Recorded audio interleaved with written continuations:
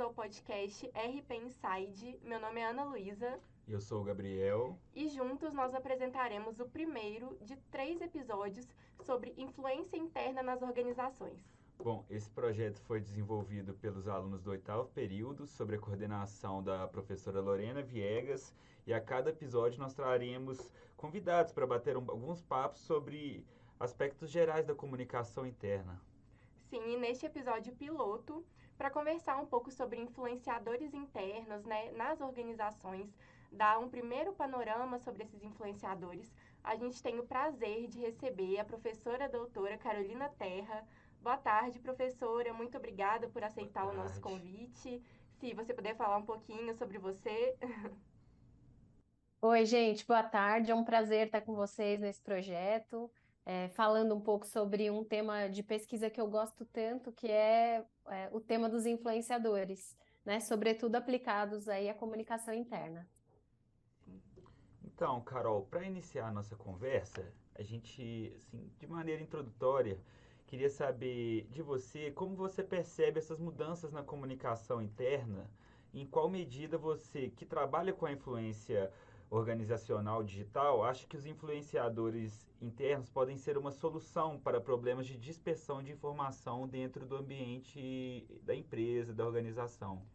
Até Legal. considerando mesmo todas essas mudanças que a gente tem visto, né? Que todas as informações chegam muito rápido para a gente. As organizações têm usado cada vez mais mídias para dispersar informação, para atingir novos públicos e até criar um relacionamento, assim, um vínculo mais forte com esses públicos. Legal. Acho que a comunicação interna, ela vem de patinho feio para a galinha dos ovos de ouro nos últimos tempos, né? Se assim a gente pode dizer. Então, o que era antes muito instrumental, muito ferramental, passou a ser bastante relacional depois acho que sobretudo aí depois da pandemia, né? Durante e depois da pandemia. A pandemia, acho que ela foi um divisor de águas muito forte para a área de comunicação, para a área de comunicação interna também, né? Porque ela fez com que as equipes fossem obrigadas a se comunicar, né? Então, como é que você iria se comunicar com quem estava dentro de casa ou com quem estava trabalhando de maneira híbrida ou quem estava trabalhando no ambiente fabril ou no ambiente de escritório? Então, tudo isso fez com que a comunicação interna se tornasse extremamente estratégica, muito mais do que ela sempre foi, porque ela sempre foi, né? Sempre foi importante, sempre foi relevante dentro do escopo da comunicação organizacional. Mas eu penso que nos últimos de 3 a 5 anos, a comunicação interna venha ganhando mais notoriedade, venha ganhando mais papéis, né? E isso faz com que a gente tenha que pensar do ponto de vista da comunicação e das relações públicas em possibilidades, né? E como é que a gente vai se relacionar com diferentes públicos internos, como eu falei, um público interno híbrido, um público interno que está remoto, um público interno que está presencial. Imagina ter uma comunicação interna que tenha que dar conta desses 3 cenários, né, de uma só vez.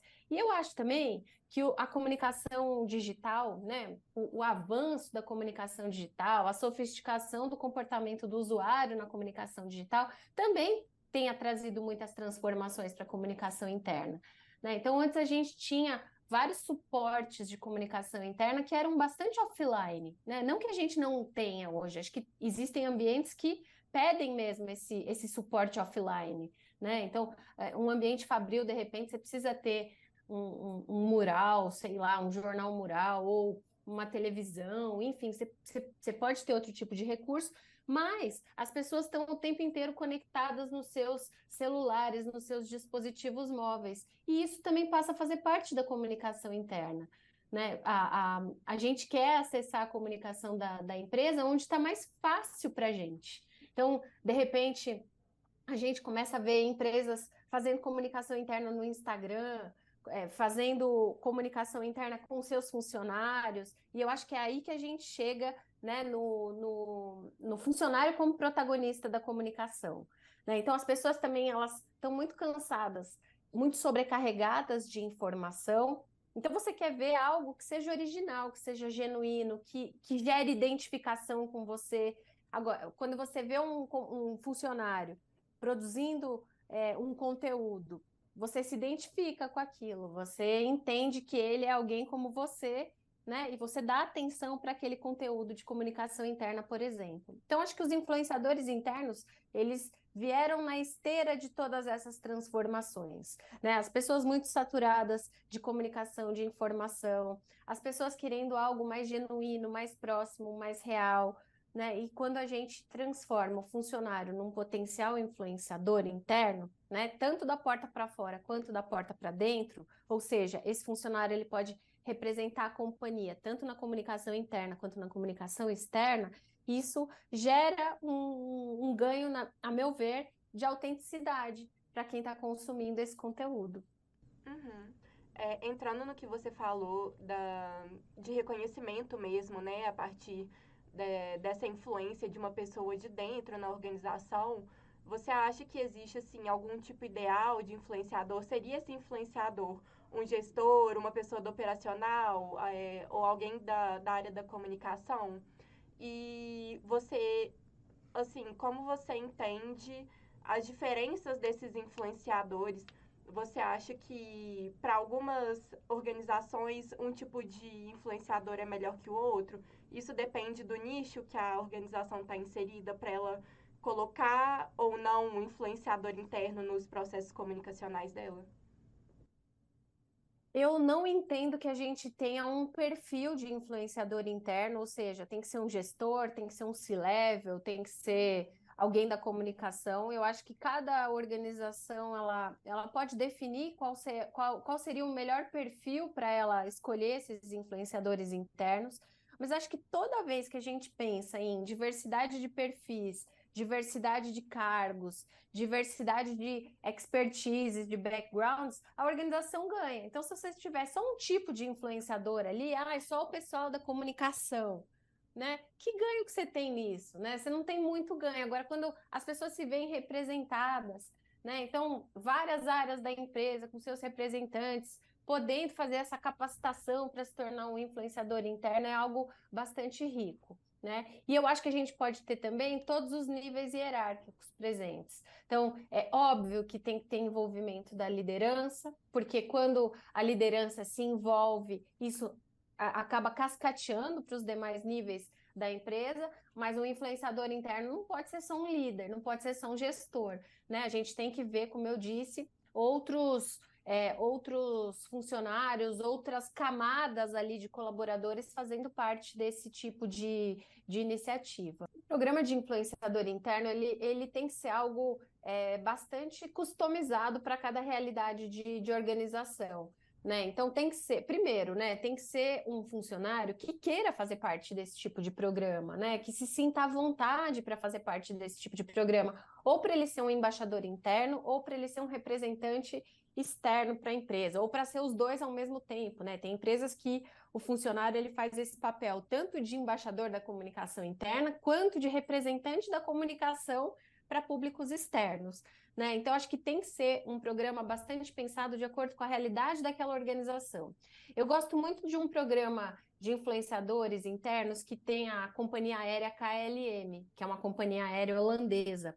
Eles têm, por exemplo, um representante que é piloto, um representante que é comissário de bordo, um representante que trabalha em solo e um representante que trabalha na área administrativa. Então, normalmente, eles formam as equipes de influenciadores deles com representantes de todas as áreas ali da empresa, né? E essas pessoas têm condições de dialogar com diferentes tipos de público e falar das suas expertises, né? Então, o que o piloto fala, o que um comissário fala, o que uma pessoa que trabalha em solo fala, o que uma pessoa do administrativo tem a dizer. Então, é bastante diverso, né? E aí essas pessoas recebem capacitação para poder exercer essa função, né? Com certeza elas sabem até onde elas podem ir em termos de comunicação, o que pode ser dito, o que não pode ser dito, o que é delicado, o que tem que passar por um atendimento ao cliente, que não é da alçada daquele influenciador falar, né? Então, por isso que eu falo que o programa ele tem que ser bastante individualizado acho que não é a melhor palavra, customizado mesmo para a realidade de cada organização que quer implementar algo desse tipo. E, Carol, deixa eu te perguntar, aproveitando esse exemplo que você nos trouxe sobre a empresa holandesa, você teria algum outros exemplos de cases de sucesso com influenciadores internos, principalmente aqui no Brasil, que a gente possa estar levando aqui para o público? Sim, a PepsiCo, por exemplo, tem um programa de influenciadores internos com trainees e com estagiários que se chama Pepfluencer. O Itaú tem um programa enorme de influência interna que é composto pelos YouTubers. E esse programa dos YouTubers é muito legal porque eles têm, por exemplo, um perfil no Instagram que é @YouTubers e qualquer pessoa pode acessar. Então não é restrito ao público interno, né? Então é um programa, por exemplo, que trabalha a marca empregadora do Itaú. É um programa que ajuda a fazer um transbordamento da cultura interna do Itaú para fora, né? Para clientes, potenciais clientes, interessados, opinião pública, mídia, né? Então veja como o programa ele serve à área de comunicação da empresa, né? Ele serve para comunicar como é a empresa, como é trabalhar na empresa pela voz dos funcionários, né? A Vivo também tem um programa desse. E eles têm um perfil também que no Instagram que se chama Vem para Vivo. Então é um programa que é feito também pelos funcionários, né? Com certeza também para atrair futuros funcionários. A Cacau Show tem um perfil também que, se não me engano, chama Ser Cacau é Show, que também trabalha aí para muito também para formar essa imagem de uma boa marca empregadora. Então, assim, tem várias empresas aqui no Brasil que adotam essa estratégia, que adotam esse tipo de recurso, tanto para construir a sua imagem para os funcionários, quanto para construir a sua imagem para outros públicos externos à organização. Então, tem muita gente usando a comunicação interna de uma maneira pública, né? De uma maneira em que qualquer pessoa consegue acessar e entender um pouco daquilo.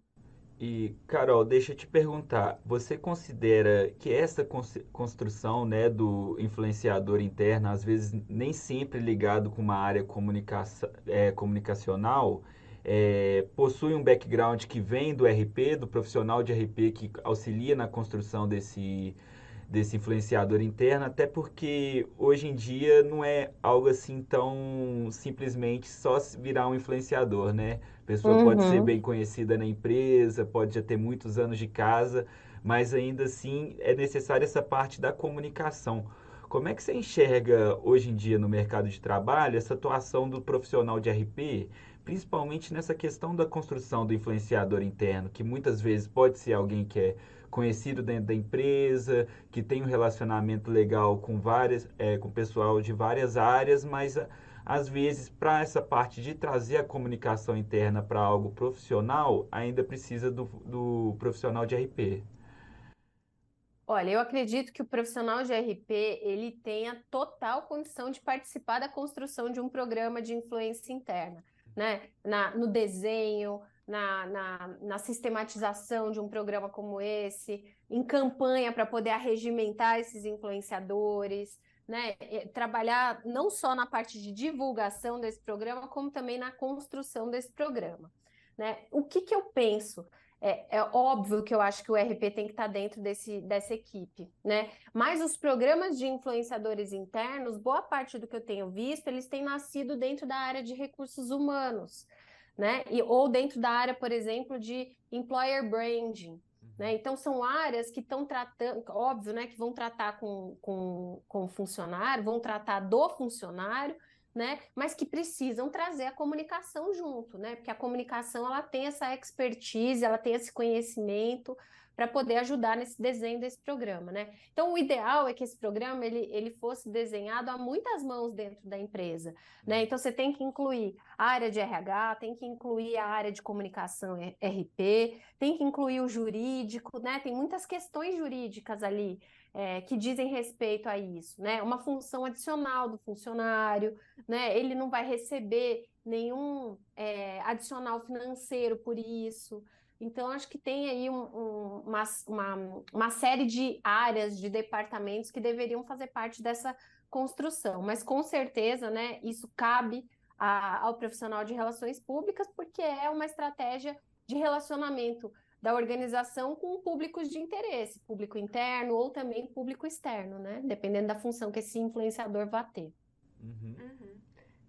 Passando já para nossa última pergunta, como a gente falou, assim, assim, uma conversa muito rápida. Se a gente pudesse, a gente ficava aqui por muito tempo, por mais umas 2 horas.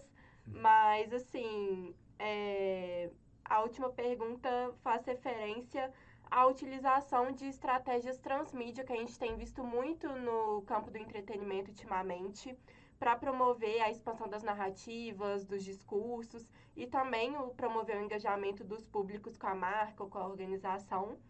E a gente queria saber se você vê isso como uma crescente também para a comunicação interna, até mesmo pela característica desses influenciadores, né, que a gente está discutindo hoje, deles serem praticamente assim uma extensão transmídia na nossa visão, né, por eles estarem ali expandindo a narrativa dessa organização através de outros canais, né? Acho que sim, acho que com certeza, né? Porque esse funcionário, quando ele se torna um representante da organização, ele vai falar, muitas vezes no perfil dele a respeito daquilo, mas ele vai falar também no perfil da empresa, né? As outras pessoas vão repostar, replicar aquilo. Então, acho que faz parte, sim, né, de uma estratégia de extensão, de amplitude, né, da comunicação da organização em termos de formatos, em termos de linguagens, né? É muito diferente, por exemplo, a empresa falando dela num perfil oficial, num site, um funcionário falando daquela organização, né? Você tem linguagens diferentes, você tem formatos diferentes, você tem graus de autenticidade que são diferentes, né? Então, acho que a organização ela tem que entender quais são os meios, quais são os canais, quais são as ferramentas que os públicos dela querem consumir aquele conteúdo exatamente para poder pensar em diferentes maneiras, né, de atingir esse público, de se relacionar com esse público, não só, né, com informação, mas gerando mesmo relacionamento mesmo, né, gerando essa possibilidade Legal. de se relacionar. Sim. Mas é isso, Carol. A gente queria agradecer a sua participação. Sim. A gente ficou muito feliz de você ter aceitado o nosso convite. É uma honra muito grande para a gente ter você aqui, até porque você é uma referência enorme para nós estudantes de relações públicas. Então, a gente ficou muito feliz de você ter participado e ter transmitido todo esse conhecimento que eu tenho certeza que vai inspirar não só eu e Gabriel a pesquisarmos mais sobre influência interna, influência digital, mas também todos os outros alunos aqui da PUC Minas. Ah, gente, obrigada. Eu que agradeço. Fico muito lisonjeada, muito feliz de ter sido convidada por vocês para esse projeto. Vida longa aí para esse podcast, né? Que vocês Sim. consigam discutir muitos assuntos importantes e relevantes para a nossa área de RP e de comunicação. E fico à disposição, tanto de vocês, dos alunos da PUC, quanto de outros estudantes e profissionais de RP. Estou sempre aí à disposição para dialogar, para aprender, para trocar. Muito obrigada. Pessoal, e não percam o próximo episódio do RP Insight. Teremos como host a Isabelle e a Lavínia para tratar do tema Desafios das gestões de comunicação e como trabalhar com os influenciadores internos com gestores de áreas opostas. Um abraço e até o Até lá. próximo episódio.